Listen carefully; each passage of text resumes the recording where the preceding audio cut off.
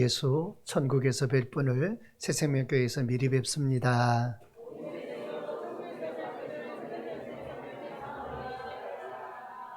할렐루야.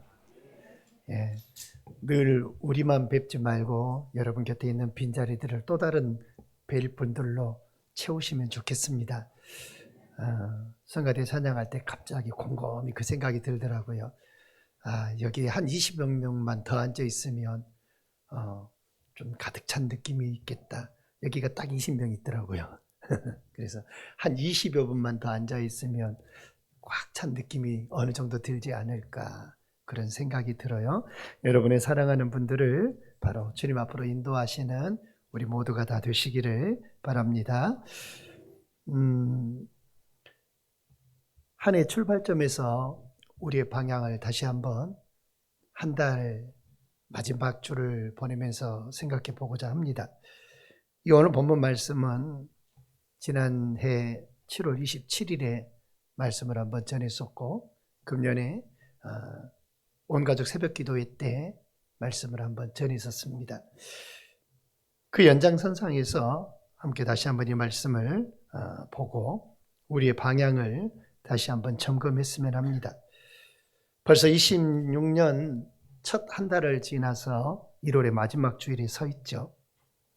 연초에 얼마나 다짐들이 많았었습니까? 올해는 이렇게 살겠다.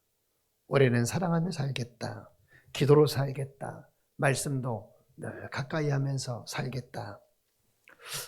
그러나 한 달이 지나면서 자연스럽게 우리 자신을 돌아보게 됩니다.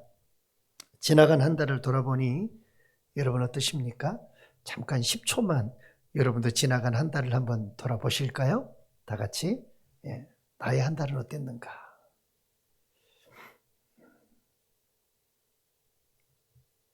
3, 2, 1.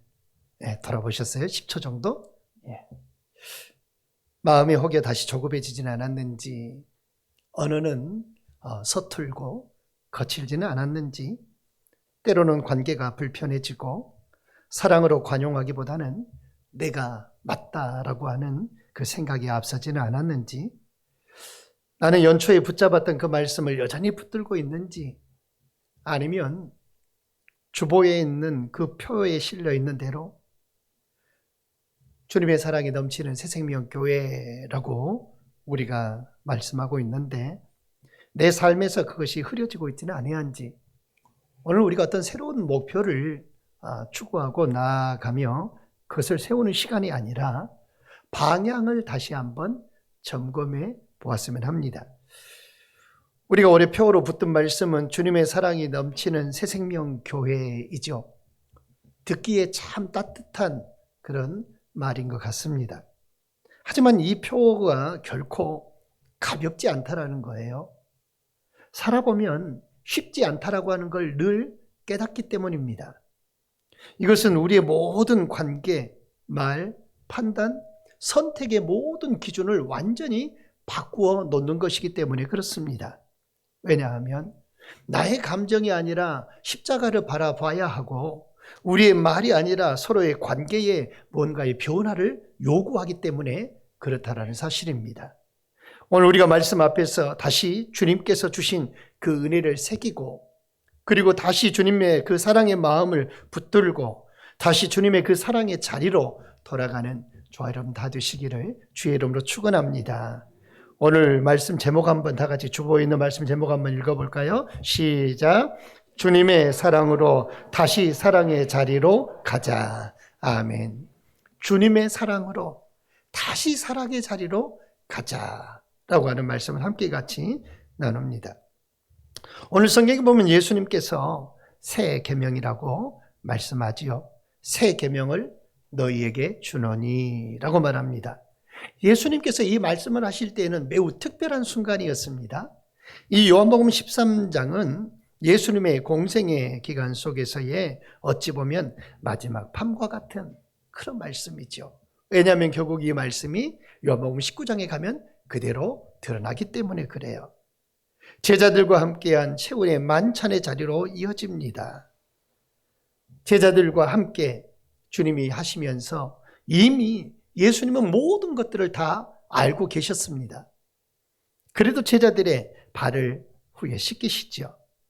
가룟 유다의 배반을 알고 계셨고 누가 예수님을 부인할지도 주님은 다 아셨고 그리고 제자들은 모두 다 예수님에게서 도망칠 것 주님 다 알고 계셨습니다. 그런데 그 자리에서 예수님은 제자들을 책망하지 아니하셔요. 십자가의 시간이 임박했다라고 하는 그런 모든 사실들을 다 아시면서 예수님은 그 상황 속에서도 오히려 제자들에게 계명을 주고 계신다라는 사실입니다. 단 하나 가장 본질적인 말씀을 남기셔요. 그것도 새 계명이라고 주십니다. 새 계명을 너희에게 주노니 서로 사랑하라. 서로 사랑하라라고 하는 이 말씀 이미 구약의 사랑의 계명 안에 다 담겨 있습니다. 내 이웃을 내 자신과 같이 사랑하라라고 하는 레위기 19장 18절의 말씀이 있어요. 내 이웃을 내 자신같이 사랑해라. 그런데 왜 예수님은 이걸 새 계명이라고 부르셨냐라는 거예요. 그것은 사랑의 기준이 바뀌었다라는 겁니다. 기준이 바뀌어버렸어요. 그래서 새 것인 거예요.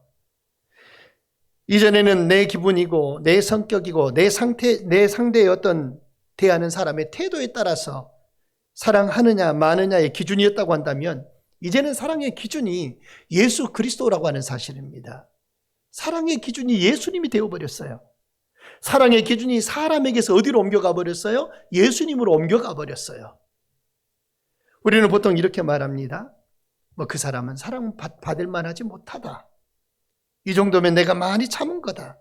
그러나 주님 말씀합니다. 내가 너희를 사랑한 것 같이. 여러분, 주님의 사랑은요, 우리의 자격을 묻지 않는 사랑이었습니다. 나의 어떠함과 아무런 상관이 없었어요. 만약 주님께서 사랑받을 만한 자격이 있는 그 자격을 우리에게 적용시킨다면 우리는 전혀 사랑받을 만한 자격이 없는 사람입니다.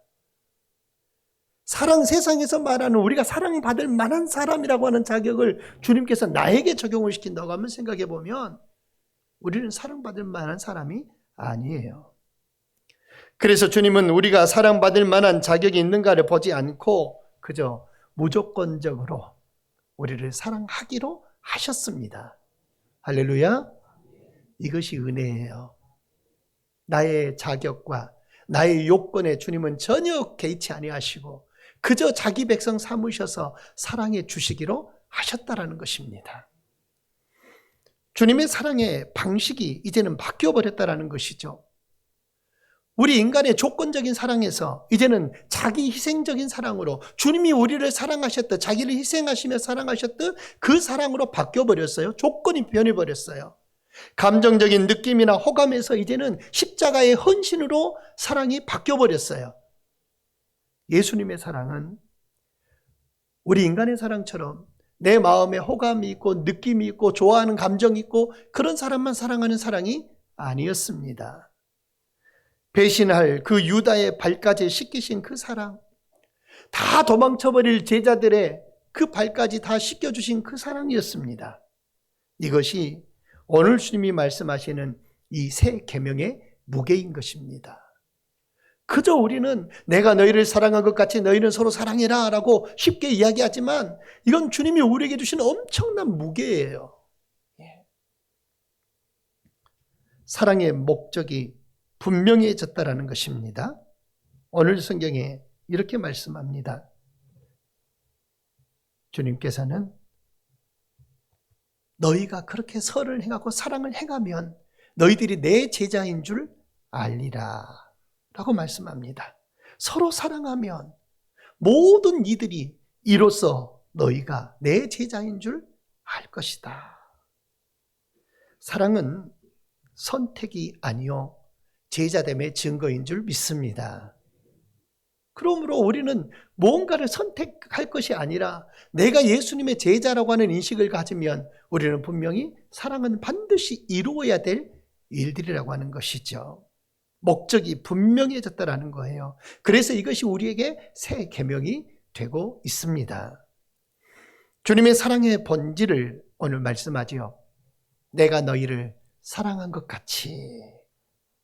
우리에게 늘 사랑에 대해서 우리 자신을 돌아볼 때 연약하고 부족한 이유가 무엇인가요?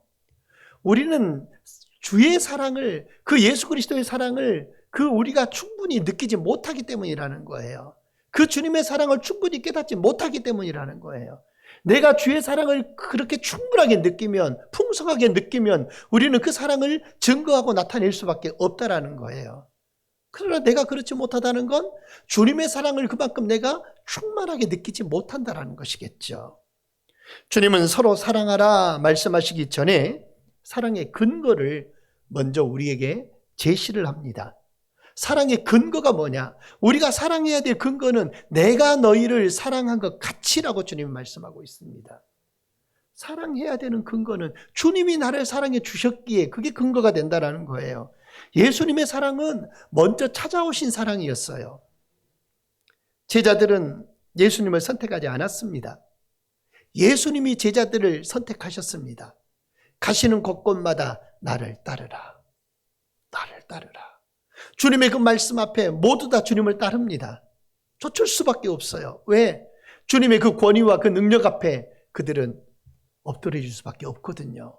순종할 수밖에 없거든요. 그러니까 나를 따르라. 제자들이 선택한 게 아니에요. 주님이 선택하셨어요. 제자들은 사랑받을 만한 상태가 아니에요. 주님이 사랑하셨어요. 주님의 사랑은 이렇게 먼저 찾아오신 사랑이었어요. 제자들은 서로 누가 더 크냐 다투는 사랑이었습니다. 내가 이 정도면 더 일 많이 하지, 내가 이 정도면 더 높은 사람이지, 내가 이 정도면 더 헌신하는 사람이지, 내가 이 정도면 더 충성하는 사람이지, 서로가 서로를 비교하며 다투는 사랑이었어요.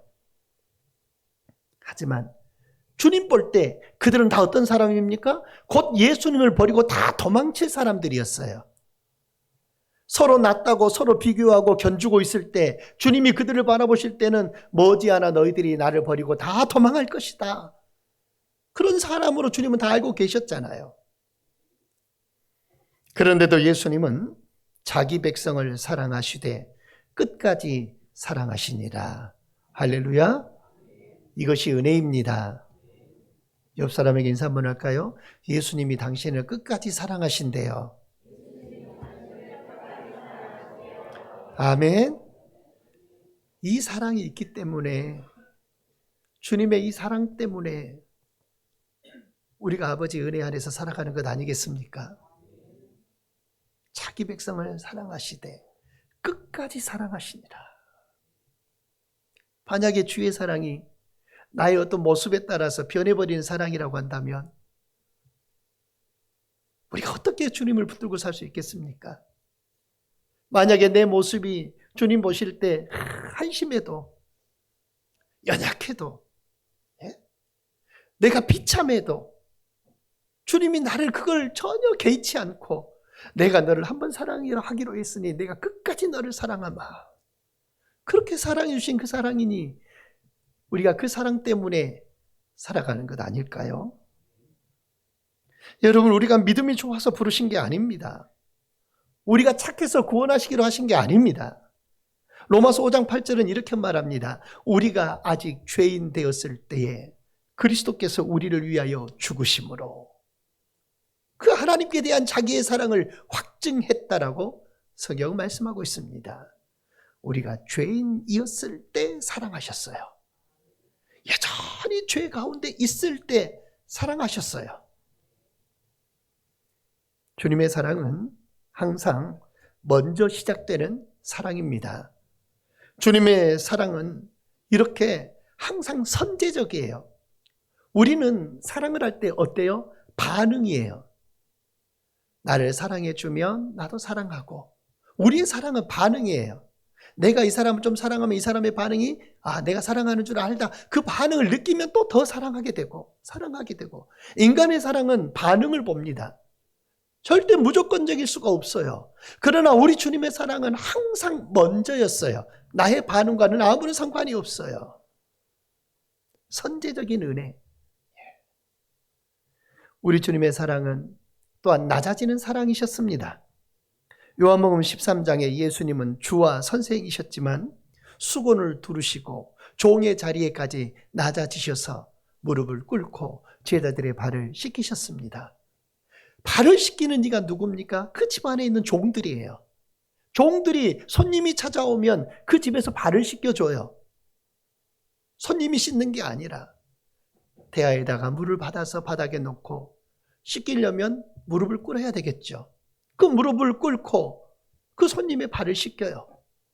예수님이 우리를 그렇게 무릎을 꿇고 우리를 섬겨주셨다는 것입니다. 제자들의 발을 씻기셨는데 그 제자들의 발을 씻기실 때 주님은 어떤 마음이 드셨을까요? 스승이신 예수님을 은 30에 팔아버리고 도망가버릴 가룟 유다의 발입니다. 그 발들은 모두 다 예수님을 버리고 예수님이 그 모든 군사들에게 둘러싸여 있을 때 주님 버리고 다 도망쳐버릴 그 발들이었습니다. 그 발은 예수님을 저주하고 맹세하고 부인하며 떠날 발이었습니다. 그런데 주님은 그 제자들의 발을 묵묵히 씻기시죠.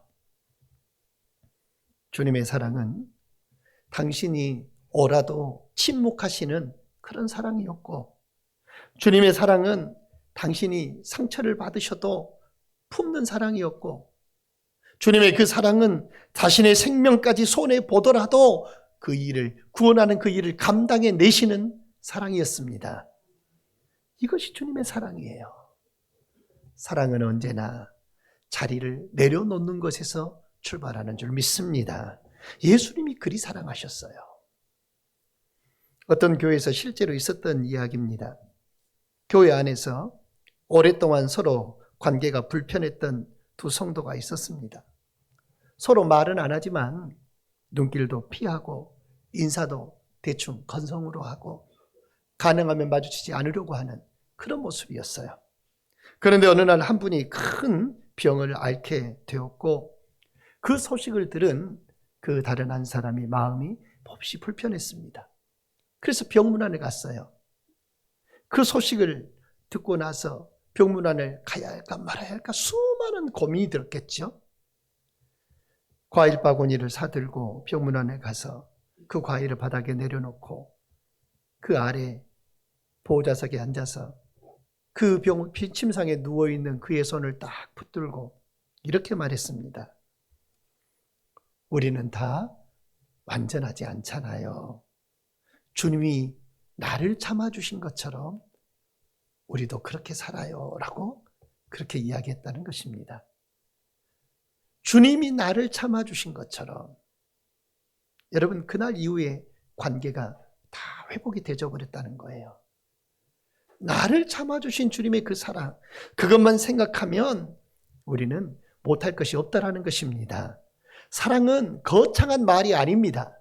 사랑은 한번 내가 낮아지는 선택에 의한 것으로 나타납니다. 내가 낮아지면 사랑이 이루어지는 거예요. 주님이 낮아지셔서 제자들을 섬겨주심으로 주의 사랑이 증거되고 나타난 거예요. 주님의 사랑은 십자가로 완성된 사랑이죠. 이 요한복음 13장은 바로 사랑이라고 말하는데 요한복음 19장에 이것이 결국 뭘로 이어져요? 십자가로 이어지고 있다는 것입니다. 주님의 사랑은 감정적인 사랑이 아니요 대신 속죄하시는 속죄의 사랑이고 결국 이 사랑은 십자가입니다. 여러분, 말로만 사랑한다라고 하는 것, 어느 누구에게나 베푸는 친절이나 이런 것들로 대신할 수 없어요. 실제로 십자가에서 피 흘려 죽으심이었다는 겁니다. 주님의 사랑은 말이 아니고 죽으심이었어요. 그러므로 우리는 이렇게 고백 많이 하죠. 주님 사랑합니다. 그 고백 많이 하잖아요. 함께 한번 해볼까요? 주님 사랑합니다. 시작.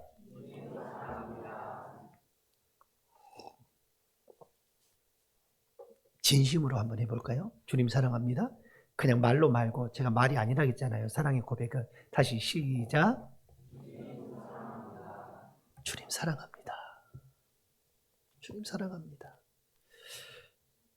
여러분, 우리가 말로 주님 사랑합니다. 주님 사랑합니다. 이야기는 많이 하지만 십자가를 통과하지 않는 사랑은 없다라고 하는 걸 선언해 주는 것이 주님의 사랑이에요. 십자가를 통과하지 않는 사랑은 없어요. 예수님이 우리에게 보여주신 사랑은 십자가를 통과하신 사랑이에요. 내가 주님 나를 그렇게 사랑해 주신 것처럼 내가 주님 사랑합니다. 그 고백은 주님 나도 십자가를 통과하겠습니다. 십자가의 삶을 살겠습니다. 그 사랑의 고백이거든요. 서로 사랑하라. 교회 공동체를 향한 가장 현실적인 명령입니다. 예수님은 세상을 사랑하라 라기보다는 먼저 우리에게 서로 사랑하라 말씀했습니다. 왜 서로 사랑하라고 하셨을까? 교회가, 성도가, 우리가 서로 사랑하지 못하면 세상이 결코 믿지 않는다라는 겁니다. 우리가 서로 사랑하지 않으면 세상이 교회를 믿지 않고 세상이 성도를 믿지 않고 세상이 우리를 믿지 않는다라는 겁니다. 서로 사랑하라. 여러분, 교회 안에서의 사랑은 선택이 아니요 명령인 줄 믿으시기를 바랍니다. 사랑은 내 성향의 문제도 아니에요. 나는 이런 성향을 가지고 있으니까, 나는 내향적이니까, 나는 외향적이니까, 나는 적극적이니까, 나는 소극적이니까. 여러분, 사랑은 이런 내 성격과 성품의 문제가 아니에요. 은사의 문제도 아닙니다. 이 사람은 사랑의 은사가 있어서, 이 사람은 사랑의 은사가 없어서, 그게 아니에요. 사랑은요, 순종의 문제예요. 순종하느냐, 순종하지 않느냐. 우리 인생들에게는 모두 다 사랑하기 힘든 사람들이 다 있지요. 특별히 교회는 한번 따라서 해봅시다. 교회는 성격 좋은 사람들의 모임이 아니라 은혜로 살아가는 죄인의 공동체다. 아멘. 교회는 성격 좋은 사람들이 모여 있는 곳이 아니에요. 교회는 하나님의 은혜 아니면 살 수 없는 죄인들이 모여있는 공동체예요. 죄인들에게서는 뭐가 나와요? 죄인의 성품이 나와요. 결국 그 죄인의 모든 성품은 예수 그리스도의 사랑 안에 잠재되어져 버리는 것이라는 것입니다. 우리 주님은 사랑함이 잘 안 되는 사람에게도, 성격이 잘 맞지 않다고 하는 사람에게도, 주님 나에게는 상처가 있어서 힘들어요 하는 사람에게도 서로 사랑하라고 하는 이 말씀은 모두에게 동일하게 주어지는 명령인 줄 믿으시기를 바랍니다. 오로지 요구되는 건 뭐냐? 순종만이 요구된다는 겁니다. 사랑에 대한 순종. 서로 사랑하는 것은 서로 견디는 것입니다. 개혁신학자인 칼빈은 이렇게 말했어요. 교회는 완전한 사람들의 전시장이 아니라 은혜로 붙들린 용서받은 죄인들의 인내의 학교다라고 그랬습니다. 완전한 사람들, 우리가 어떤 제품들, 상품들 보면 막 전시해놓고 그걸 쳐다보잖아요. 그걸 보면서 시연도 하는 것도 보고, 그래서 좋다 그렇게 봅니다. 그런데 그런 전시장이 아니라는 거예요. 교회는 하나님의 은혜로 붙들린 용서받은 죄인들이 모여있는 인내해야만 하는 학교. 오늘도 인내로 승리하시기를 주의 이름으로 축원합니다. 저도 금년 2월이면 결혼 30주년이네요. 결혼 생활을 오래 하신 분이 이렇게 말을 했어요. 젊을 때는 사랑이 감정인 줄 알았어요. 그런데 세월이 지나다 보니까 사랑은 버티는 것이더라고요. 라고 그렇게 말을 하는 걸 봤어요. 사랑은 오래 지나고 나면 감정이 아니고 버티는 것이다. 감정으로 계속 사랑하면 얼마나 좋겠습니까? 그렇죠? 근데 사랑은 버티는 것이더라. 그 얘기를 했어요. 여러분, 교회도 역시 마찬가지입니다. 버텨주는 사람, 떠나지 아니하는 사람, 관계를 지키는 사람, 그 사람이 바로 사랑하는 사람인 것입니다. 여러분 모두가 서로가 서로에게 사랑하는 사람 되시기를 주의 이름으로 축원합니다. 그래서 사랑은 끊임없이 나를 참아주는 그 주 예수님을 생각하면서 참는 것이고, 사랑은 끊임없이 나의 허물과 모든 죄를 덮어주신 그 예수님의 사랑을 기억하면서 덮어주는 것이 사랑이고, 사랑은 끊임없이 나를 인내하고 기다려주신 그 주님의 사랑에 감사하면서 살아가는 것이 사랑인 줄 믿습니다. 여러분, 사랑은 공동체의 분위기를 바꿉니다. 사랑이 있는 교회는 사용하는 언어가 다르고요. 말투도 다르고요. 판단의 속도도 다르고요. 실수에 대한 반응도 다릅니다. 제가 설교를 준비하다가 어떤 글을 하나 봤어요. 그런데 그 글에 이렇게 써져 있더라고요. 뭐라고 되어 있냐면, 한 찬양팀이 있었습니다. 실력도 좋고 그리고 전부 다 멤버들이 아주 잘해요. 그런데 한 멤버가 자꾸 찬양의 피치가 떨어져요. 그러니까 불협화음이 이루어지는 것이죠. 그러니까 찬양팀을 리드하는 리더가 나중에 이제 연습이 다 마친 다음에 자매님은 너무 피치가 떨어져요. 좀 더 올렸으면 좋겠어요. 우리 자매님 때문에 조금 우리가 잘 안 맞는 것 같아요. 이렇게 이야기를 했어요. 여러분이 그렇게 얘기 들으면 어쩌겠어요? 여러분이 그 찬양팀 자매님이에요, 전부 다.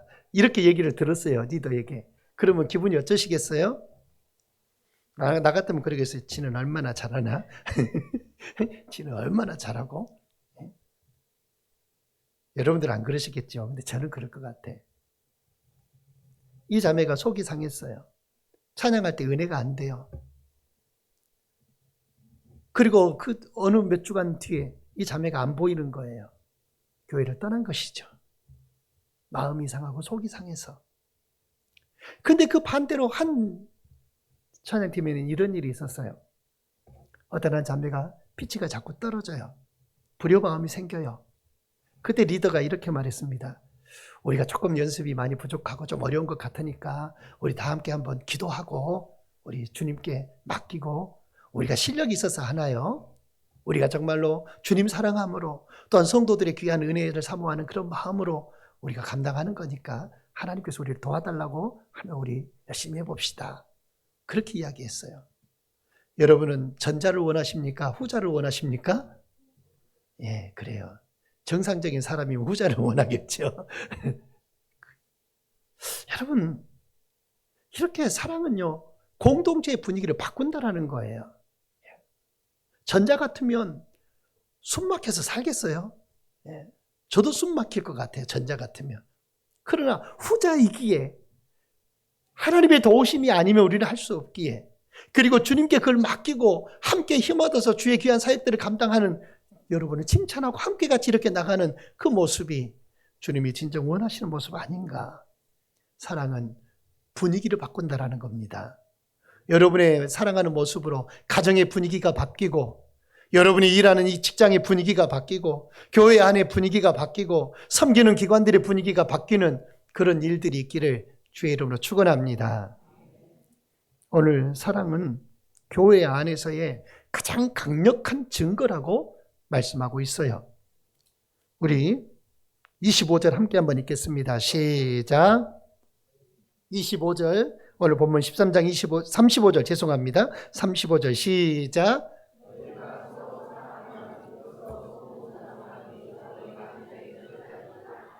아멘. 너희가 서로 사랑하면 이로써라고 말하고 있습니다. 사랑하는 그것으로써, 다른 게 아니에요. 사랑하는 그것으로써 모든 사람이 너희가 내 제자인 줄 알리라. 놀랍게도 예수님은 기적을 행하는 것을 갖고 말하지 않습니다. 어떤 교리의 정확성을 가지고 이야기하시지도 않아요. 조직의 규모도 말하지 않습니다.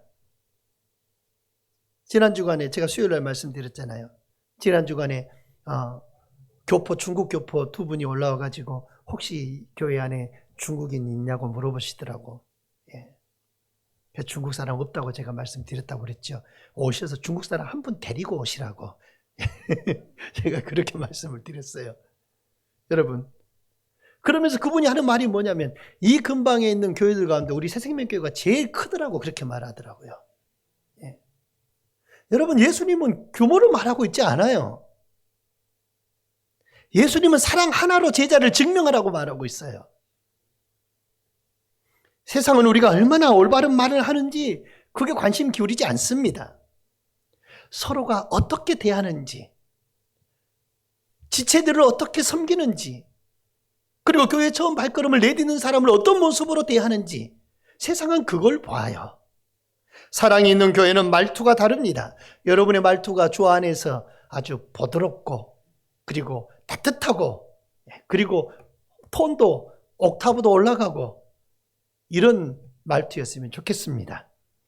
비판과 판단은 느리게 하고 그러면 회복은 빨라지는 거예요. 사랑은 가장 조용하지만 가장 설득력이 있는 복음인 줄 믿습니다.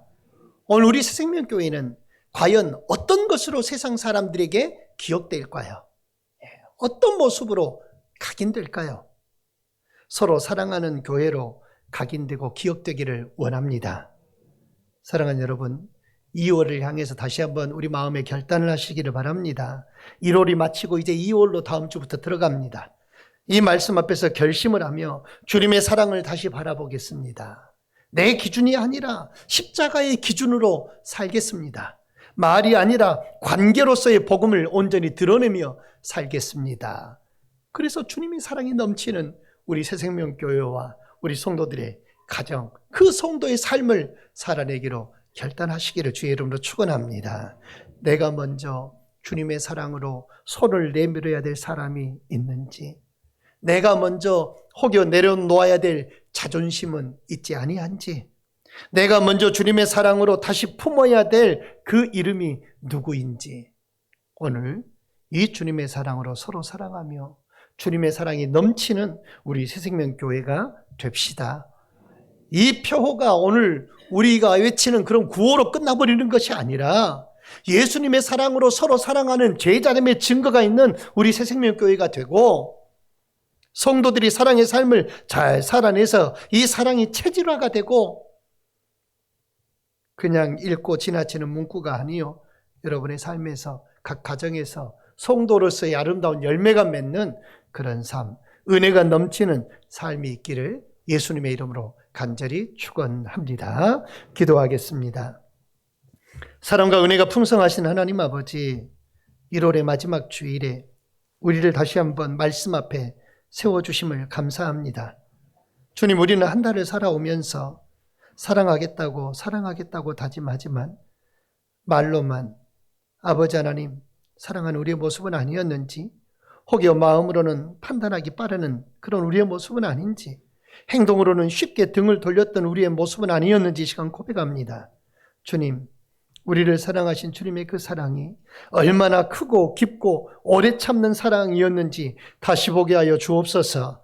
우리가 아무런 자격이 없을 때 찾아와 주신 그 주님의 사랑, 가장 높은 자리에 계셨으나 한없이 낮아지신 그 사랑, 끝내 십자가에서 생명까지 내주신 그 사랑으로 오늘도 우리가 살고 있음을 잊지 않게 하여 주옵소서. 주님, 이제 우리가 그 사랑을 흘려보내기를 원합니다. 아버지 하나님, 삶으로 또한 분명한 목적을 가진 선택으로 내가 편한 사랑이 아니라 십자가를 지는 그 사랑으로 사랑하게 하여 주옵소서. 우리 교회가 서로 참아주는 공동체가 되게 하시고, 넘어질 때 손을 내밀어 일으켜 세우는 공동체가 되게 하시고, 아픈 상처보다 은혜를 더 크게 말하는 우리 새생명교회가 되게 하여 주시옵소서. 주님의 사랑이 넘치는 새생명교회라고 하는 이 표가 올 한 해 우리의 입술에만 있는 구호가 아니라 우리의 진심 어린 아버지 삶이 되게 하시고, 우리의 선택이 되게 하시고, 우리의 방향이 되게 하여 주옵소서. 2월을 향해 나아가는 우리의 걸음을 다시 한번 사랑의 길 위에 세워주심을 감사합니다. 이 사랑으로 세상 가운데 주님의 제자됨을 드러낼 수 있는 교회와 성도들 되게 하여 주시옵소서. 우리를 사랑하시되 끝까지 사랑해 주시는 예수님의 이름으로 간절히 기도드리옵나이다. 아멘.